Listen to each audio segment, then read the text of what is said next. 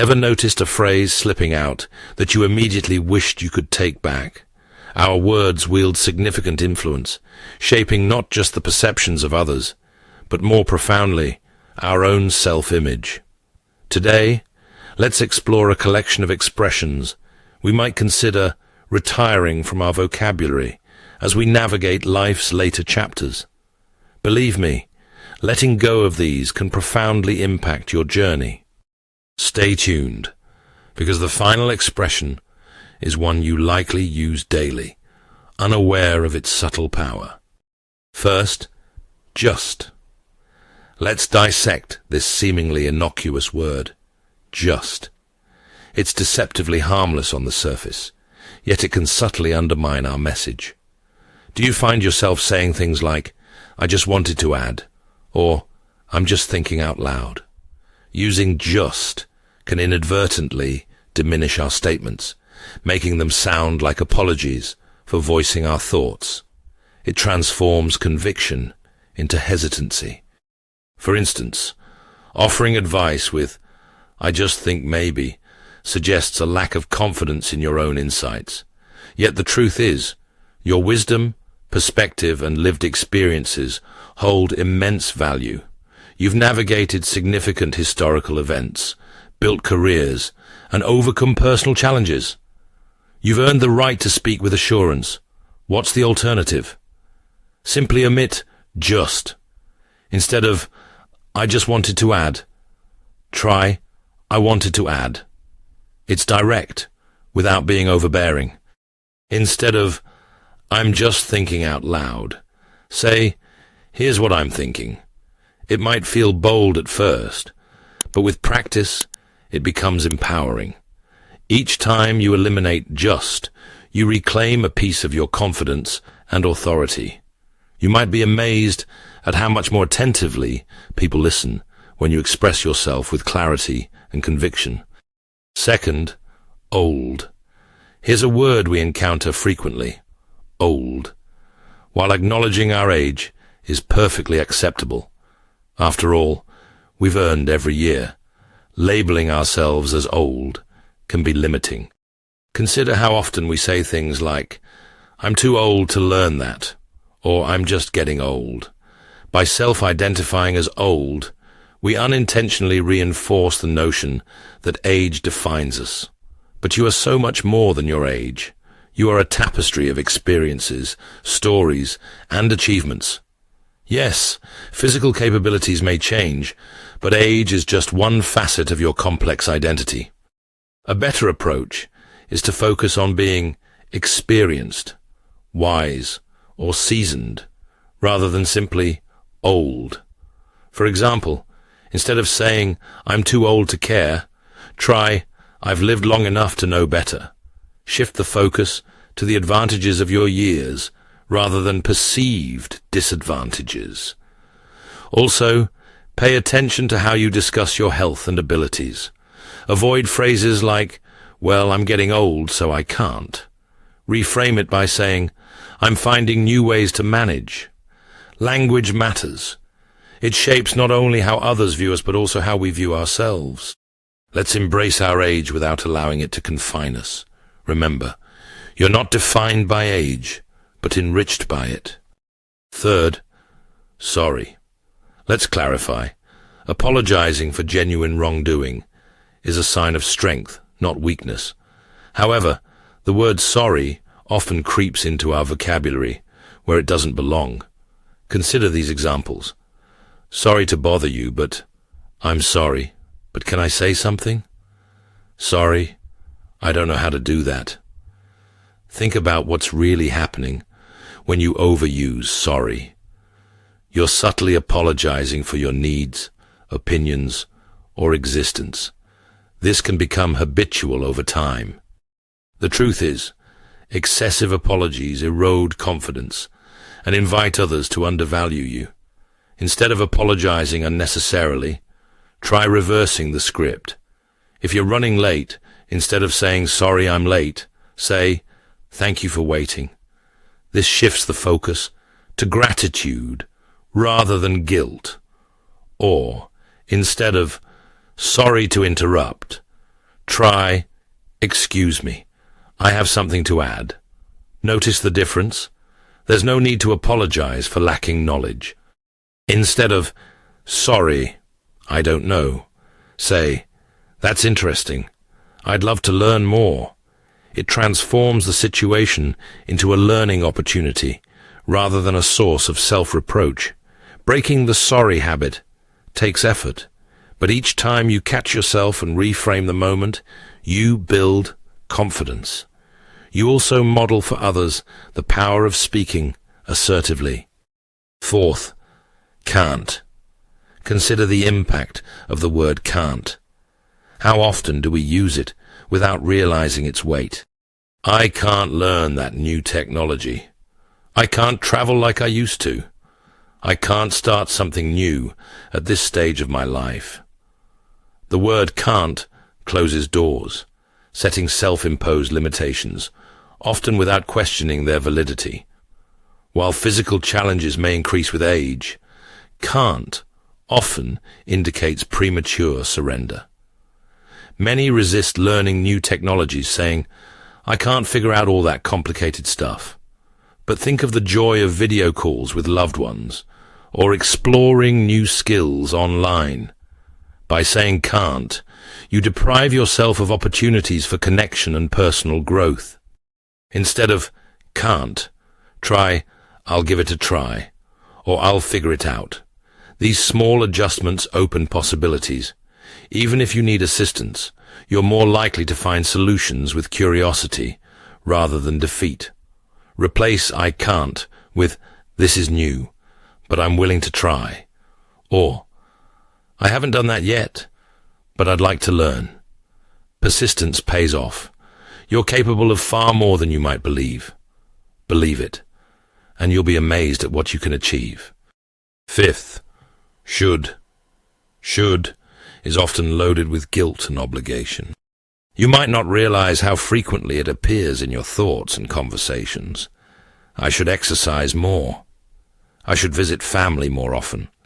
I should have saved more money. Using should can lead to constant dissatisfaction, as if you're always falling short. It's time to release that guilt.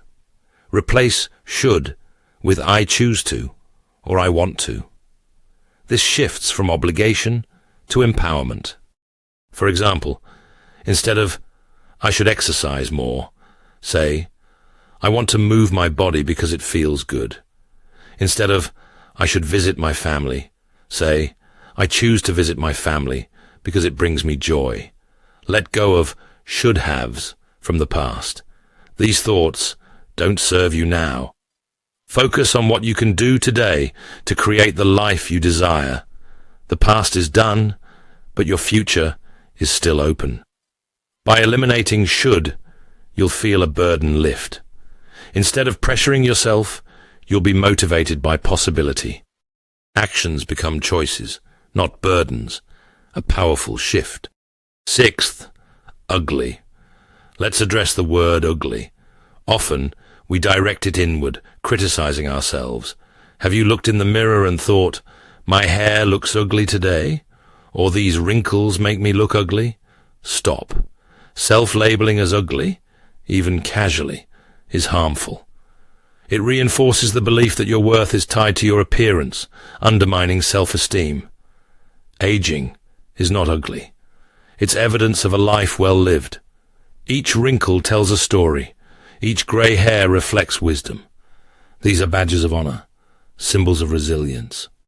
Instead of ugly, use words like natural, authentic, or beautiful in its own way. Find something to admire about yourself daily, whether it's the sparkle in your eyes, the strength of your hands, or the kindness in your smile. Shift your focus, and you'll see yourself in a new light. Also, consider how you describe others. Challenge yourself to replace negativity with kindness, both for yourself and for those around you. Beauty radiates from confidence and love. Choose words that uplift, not tear down. Aging is a privilege, and you are as radiant as the wisdom you possess. Seventh, lonely. Let's discuss the word lonely. It's a potent word, often with negative connotations. Saying, "I feel so lonely," isn't just describing a situation. It's a mindset that plants seeds of isolation. Feeling lonely doesn't necessarily mean being alone. It often stems from a sense of disconnection, a belief that no one understands or values you. The danger is that it can become a self-fulfilling prophecy.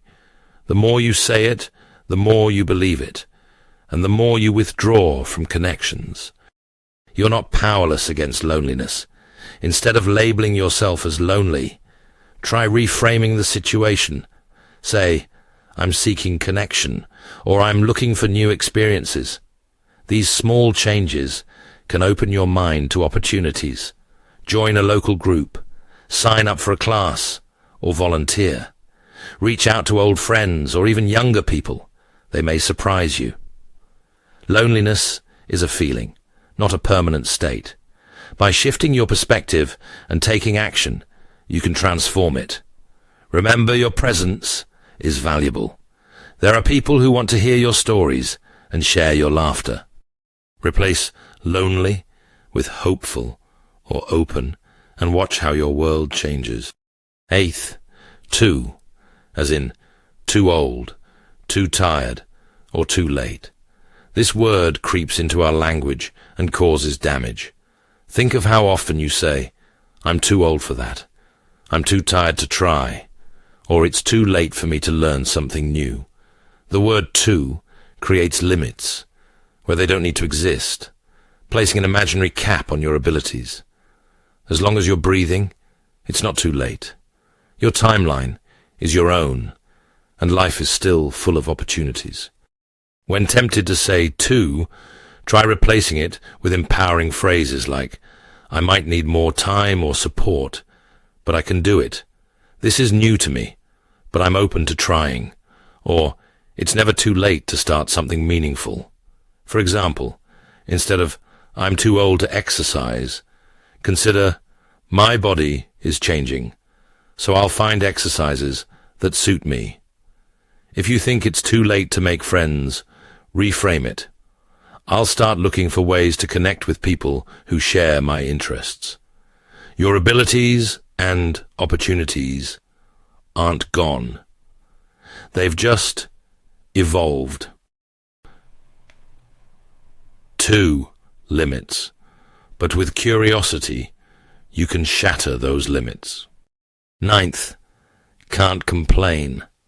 It seems polite, suggesting you're not someone who focuses on negativity. However, it can also shut down conversations and hide your true feelings.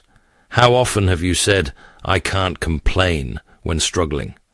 Perhaps you didn't want to burden someone, or you felt your problems weren't significant enough. By saying, "I can't complain," you minimize your experiences and deny others the chance to connect and support you. Instead, be honest about your feelings. You don't have to overshare, but you also don't need to suppress everything. If asked how you're doing, try, "I'm doing well, but I've been feeling a bit off lately," or "I'm managing, but this has been a challenging time." These responses invite understanding without turning into complaints. Sometimes we use "I can't complain" to cut off our own joy. Perhaps you feel hesitant to express happiness for fear of seeming boastful. Instead say, "I'm truly grateful for how things are right now." You deserve to celebrate the good things. Speak honestly, share authentically, and let yourself feel heard and connected. Life is full of ups and downs, and you're allowed to experience and express all of it. 10th, I used to be. Many rely on this phrase when reflecting on the past, but it often carries regret for what we perceive as lost. Consider how it appears in conversation. "I used to be so fit. I used to be the life of the party. I used to have so much patience." By saying "I used to be," you highlight the gap between where you were and where you are now, focusing on a past version of yourself while ignoring the growth and beauty of who you've become. Life isn't about staying the same. It's about evolving. Who you are today is shaped by those experiences. Instead of focusing on who you used to be, take pride in who you are. Replace "I used to be fit" with "I'm staying active in ways that feel good now."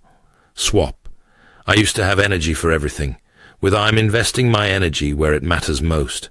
Instead of "I used to be so patient," say "I've learned to prioritize myself more." Each phase of life brings blessings and lessons. When you let go of the past, you create space to embrace the present. A you, rich with wisdom and resilience. Celebrate your journey, rather than longing for a version that no longer fits. You've earned the right to stand tall, without comparisons to your past. 11th, it's always been this way. How often do you say this, as a reason to maintain the status quo? I've always handled my health this way. This is how I've always solved problems. It's always been this way in our family. This phrase suggests resignation, as if change is impossible. The good news is that just because something has always been a certain way, doesn't mean it must remain so. Life offers opportunities for new experiences, even later in life. By clinging to "it's always been this way," you might be missing out. If you've always managed challenges alone, consider allowing others to help. People want to support you. Give them the chance. If your approach to health has been reactive, become proactive. Perhaps it's time for yoga, nutrition classes, or a new doctor's perspective. If family dynamics have always been strained, take a step and start a new conversation with a different tone. Letting go of "it's always been this way" allows for growth. Imagine the possibilities when you shift from stuck to what's next. Whether it's learning a new skill, building a connection, or rethinking an old routine, every step forward enriches your life. Your greatest chapter doesn't have to be in the past. It can start today by challenging the status quo with curiosity and courage. 12th, I'm fine. Here's one we all say without thinking. How many times have you responded, "I'm fine," when asked how you are, even when it wasn't true? "I'm fine" often acts as a shield, avoiding deeper conversations or sharing true feelings. However, it can isolate you, robbing caring people of the chance to support you and preventing you from acknowledging your emotions.